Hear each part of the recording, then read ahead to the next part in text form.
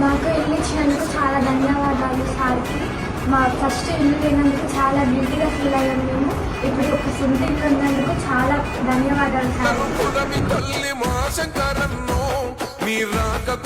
ఎదురు చూసే మా శంకరన్నో తల్లి సోనియమ్మ భాట మా శంకరన్నో అన్నట్టు అందరికీ చాలా బాగా చెప్పుకున్న స్థాయికి వచ్చినందుకు, అంత మంచి పేరు ఇచ్చినందుకు చాలా ధన్యవాదాలు సార్.